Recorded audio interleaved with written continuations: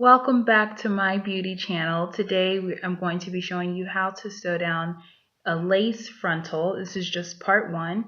So in another video I'll show you how to sew on the rest of the bundles.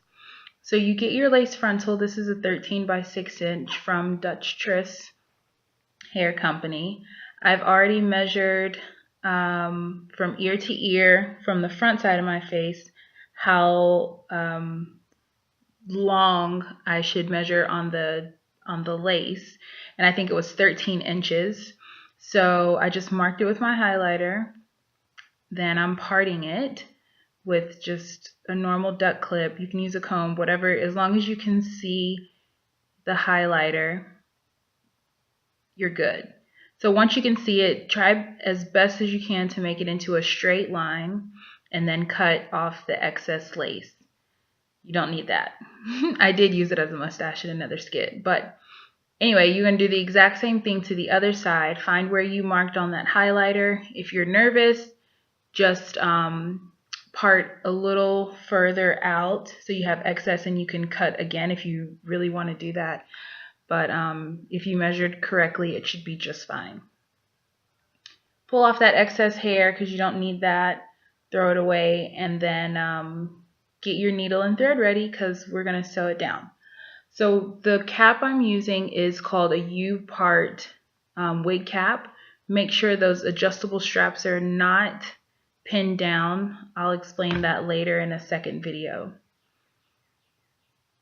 You want to get the lace lined up with the U-part wig cap. Now, I've already measured the styrofoam head, and the wig cap is secured down based on my client's head size. So if you've already got your own mannequin head that's according to your size, or you've got different sizes, then you should be fine.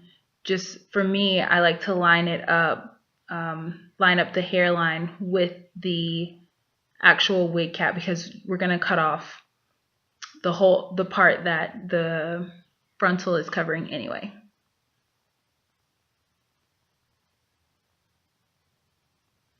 I'm using T-pins. I'm using a combination of T-pins and the regular ballpoint pins.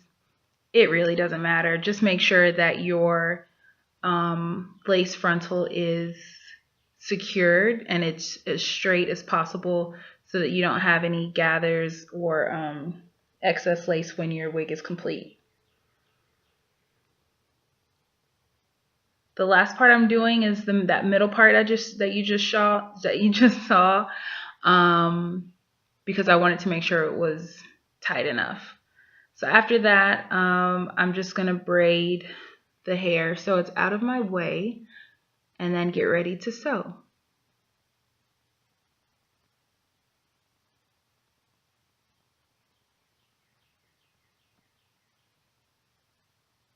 Now that I've got the hair out of the way, I'm just going to secure this last little piece right here and get ready to sew. When I start sewing, I am going to start in the middle of the back of my lace frontal. That thicker part that you can kind of see, it's a bit whiter, whiter than the actual lace because it's the thicker part. That's where I'm actually sewing from. And whatever your sewing style, I like to just go straight. Some people like to go horizontally, but I just kind of go front to back, from the middle down to the right, and then I'll do the exact same thing on the other side. And you don't want to pull too tight. You want to leave just a little bit of slack. I've noticed in the past, if you pull it too tight, then you run the risk of your wig being too small. So just find a happy medium in between, not making it too tight, but not making it too loose.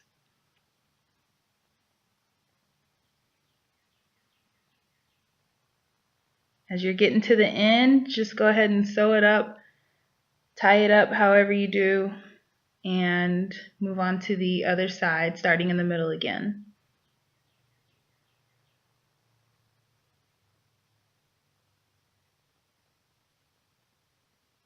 And this is what's going to help it stay flat If you like to start from one side and just work your way all the way to the other, that's fine too. This just works for me, works best for me.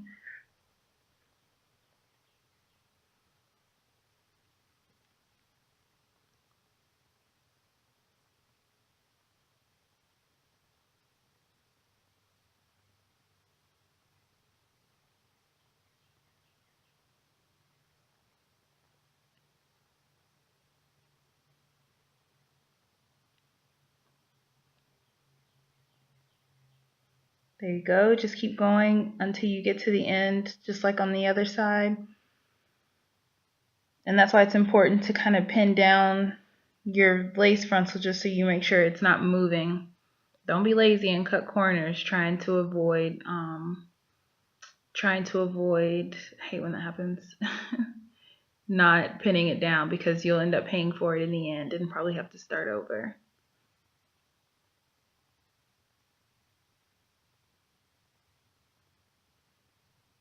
The thread I'm using is really, really thin, so I always double up. But there's so much of it, I don't want to waste it, so that's why I use that. So we're almost done here. As soon as you get done, just tie it off and cut it. And in the next video, I'll be showing you how to go ahead and sew on your tracks onto the wig cap to complete your glueless wig. Thanks for watching. Follow us on Instagram at mybeauty_ng. Thanks, guys. See you in the next video.